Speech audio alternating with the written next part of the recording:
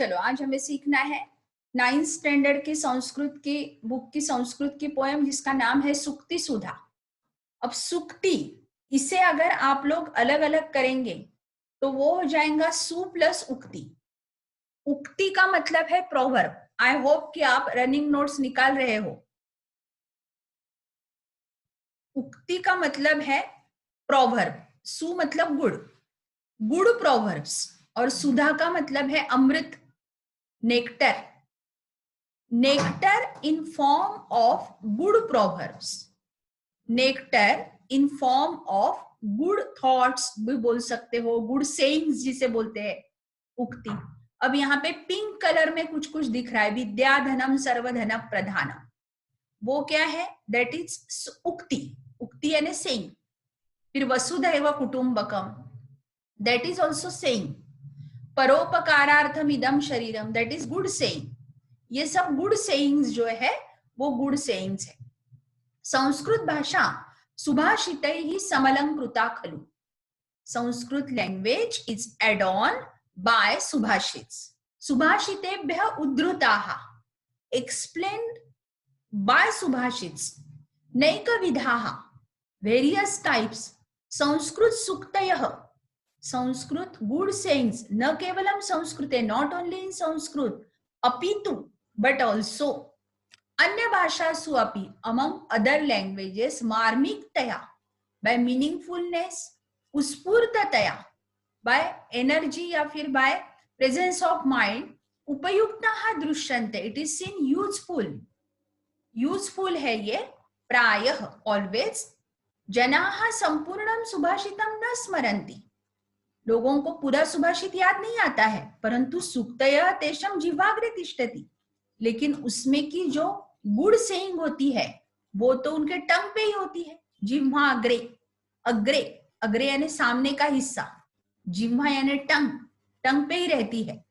भाषा वैभवम वर्धयन्त्यः, भाषा का रिचनेस, भाषा की जो प्रॉस्पेरिटी है, प्रॉस्पेरिटी ऑफ लैंग्वेज, वर्धयन्त्यः बढ़ाने के लिए, एतादृशः सूक्तयः, like these good saying, छात्रैः सम्यक् पठितव्या, स्टूडेंट्स ने ठीक से पढ़ के, स्मर्तव्याः च, स्मरण करनी चाहिए, ऐसा यहाँ पे कवि का कहना है। ठीक है, लेट अस होप कि आप लोगों को यहाँ तक के समझ गया होगा। ठीक, ये पहला पैराग्राफ था। एक बार फिर से बताती हूँ, Sanskrit literature comprises, Sanskrit literature जो है वो कॉम्प्राइज किया गया है प्रोज में, प्रोज और पोएट्री और ड्रामा में, और इसमें से ये जो पार्ट है ये पार्ट है संस्कृत का सुक्ति सुधा। जैसे हम बोलते हैं मौनम सर्वार्थ साधनम, है ना, साइलेंस इज ऑलवेज गुड, या फिर बोलते हैं विनाश काले विपरीत बुद्धि, विनाश काले बुद्धि, ये तो बहुत बार सुना होगा आप लोगों ने, है ना। तो दिस इज इट। तो शुरू करते हैं। आज का हमारा जो पहला श्लोक है वो पहला श्लोक जो कि बहुत सुंदर है पढ़ने के लिए। न चौरहार्यम न च राजहार्यम, न भ्रातृभाज्यम न च भारकारी, व्यये कृते वर्धत एव नित्यम, विद्याधनम सर्वधन प्रधानम। अब क्या है विद्याधन? नॉलेज, विद्याधन यानी knowledge, knowledge which is wealth, विद्याधन। सर्वधन प्रधानम, सर्वधन प्रधानम मतलब this is in form of knowledge, wealth in form of knowledge जो है is the foremost among all type of wealth. क्यों? तो क्यों देखो, न चौरहार्यम न राजहार्यम, knowledge which is wealth cannot be stolen by thief, cannot be taken away by a king, ना तो चोर लेके जा सकता है, न राजा के लोग ले जा सकते हैं।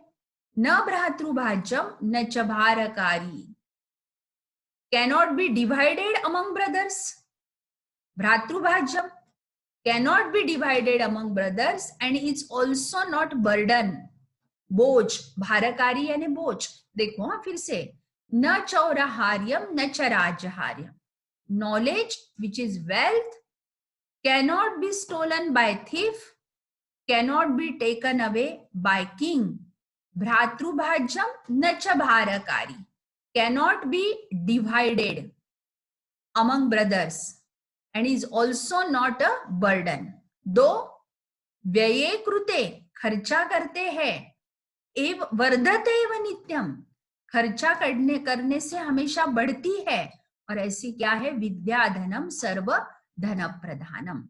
और इस प्रकार wealth, the form of knowledge, is the foremost among all type of wealth. Knowledge, which is a wealth, cannot be stolen by thief, cannot be taken away by a king, cannot be divided among brothers, and it's also not a burden, though it is spent, it only always increases. Wealth, the form of knowledge, is the foremost among all types of wealth. अयम नीजः परो वेति, बहुत बार ऐसा करते हम, ये तेरा है, ये मेरा है ना, ये तेरा मेरा, तेरी जमीन मेरी जमीन, ये जो है अयम नीजः परो वेति, अयम नीजः, इट इज माइन, परो वेति, and it belongs to other, गणना लघु चेतसाम, इज क्या है ये, तो this is the thinking, thinking of what, thinking of low minded, लघु चेतसाम, this is the thinking of low minded. उदार चरितानाम तु वसुधैव कुटुंबकम, indeed for the generous, large hearted लोग जो रहते, उदार चरित यानी लार्ज हार्टेड या फिर जनरस बोलते हैं उसको, उनके लिए तो वसुधैव कुटुंबकम, the entire world is a family. अब देखो, विद्या धनम सर्वधन प्रधानम, इसका मतलब क्या था, wealth in the form of knowledge is the foremost among all type of wealth. अब वसुधैव कुटुंबकम का मतलब क्या है, the entire world is family. अयम नीजः परो वेति गणना लघु चेतसाम, दिस इज माइन और it belongs to others, is the thinking of low minded. उदार चरितानां तु वसुधैव कुटुंबकम, इंडीड फॉर द जनरस या फिर large hearted, the entire world is a family. Second हो गया, परोपकाराय फलन्ति वृक्षः, वृक्ष जो है फ्रूट्स देते हैं, फलते हैं, इसलिए फलते हैं परोपकार करने के लिए। ऐसा कभी हमने सुना नहीं है कि यार वो जो वृक्ष है ना, वो वृक्ष तो अपना फल खुद ही खा गया, अपने पत्ते तो खुद ही खा गया, नहीं होता है। नदी कभी खुद का पानी पीती नहीं है। परोपकाराय वहन्ति नद्यः, नदियां भी जो, नद्यः प्लूरल फॉर्म है, नदी जो है वो नदी क्या करती है, तो दूसरों पे उपकार करने के लिए बहती है।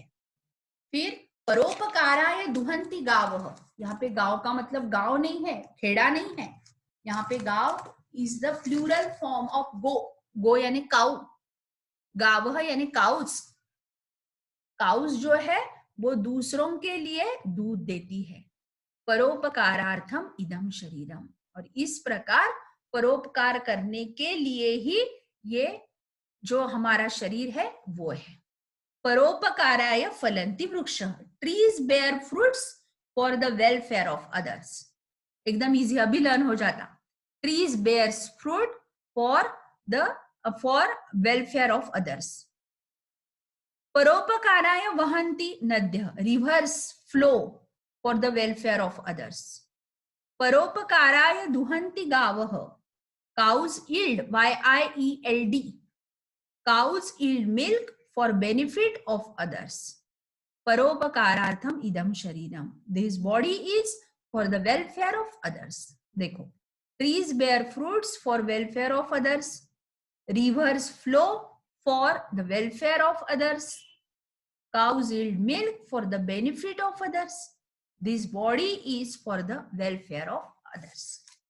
Next, fourth, जाड्यम धियो हरति सिंचति वाचि सत्यम, मानोन्नतिम दिशति पापम अपाकरोति, संधि है, पापम प्लस अपाकरोति, अपाकरोति मतलब दूर करना।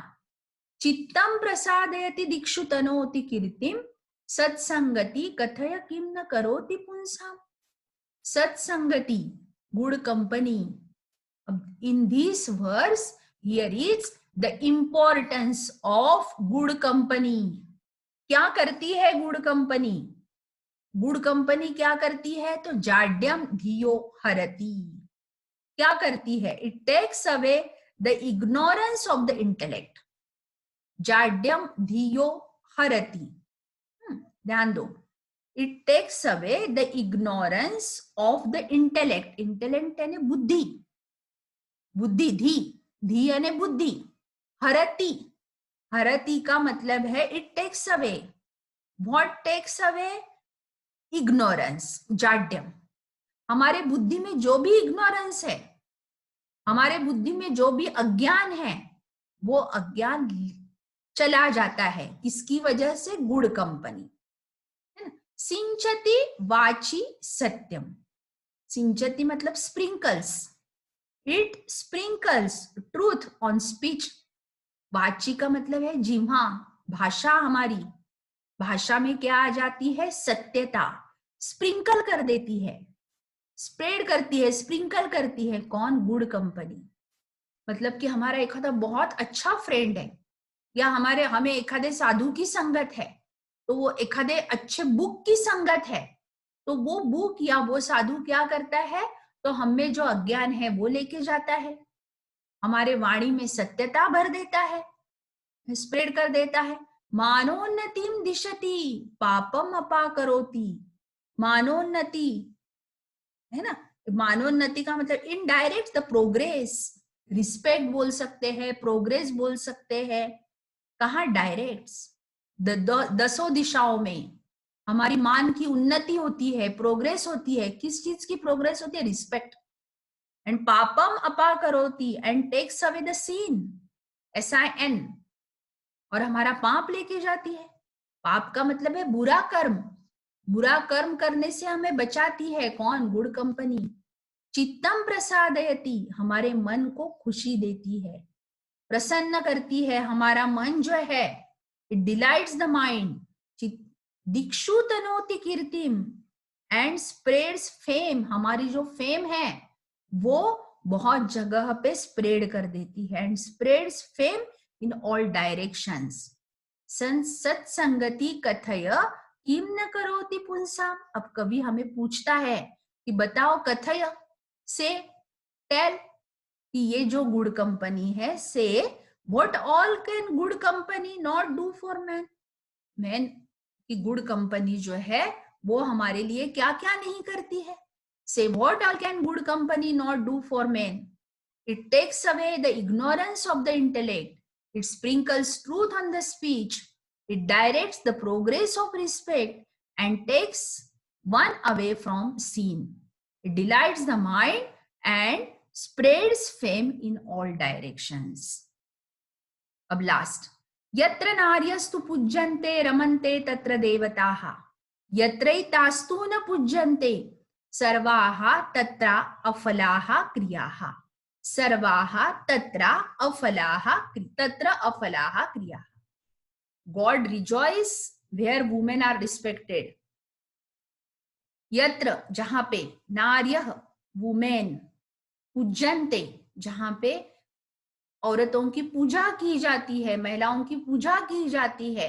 रमन्ते तत्र देवताः, God rejoice there. यत्रैतास्तु न पूज्यन्ते, but where they are not respected, their all actions become unsuccessful. अफलाहा, अफला यानी unsuccessful. ठीक है. अब पहले से एक बार, पहला जो है वो एक बार देख लेते हैं. न चौरहार्यम न च राजहार्यम न भ्रातृभाज्यम न च भारकारी. व्यये कृते वर्धत एव नित्यम विद्याधनं सर्वधन प्रधानम. Knowledge which is wealth cannot be stolen by thief. Cannot be stolen by a thief. Cannot be taken away by a king. Cannot be divided among brothers. And it's also not a burden. Though it is spent, it only always increases.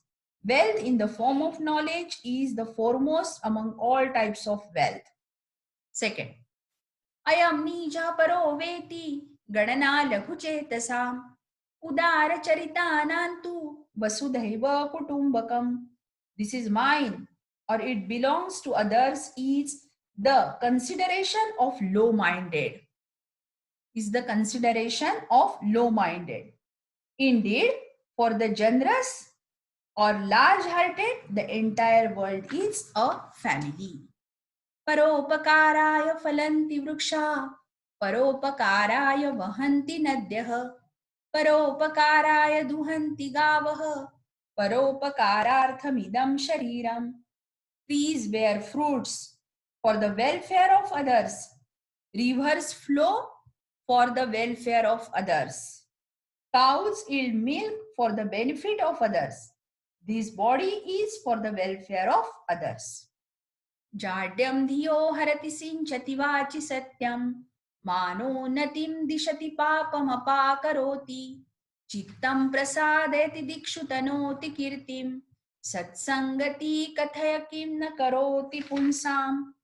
Say, what all can good company not do for men? It takes away the ignorance of all the intellect. It sprinkles truth on speech. It directs the progress of respect and takes one away from sin. It delights the mind and spreads fame in all directions. अब पांचवा मतलब आज का हमारा last वाला.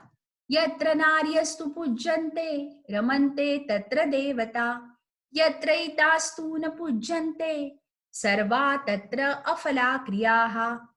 Gods rejoice where women are respected, but where they are not respected, there are actions become fertile, या फिर बोल सकते हैं unsuccessful. इस प्रकार से सुक्ति सुधा इस पोएम के हमारे आज 5 जो वर्सेस है वो खत्म हो जाते हैं.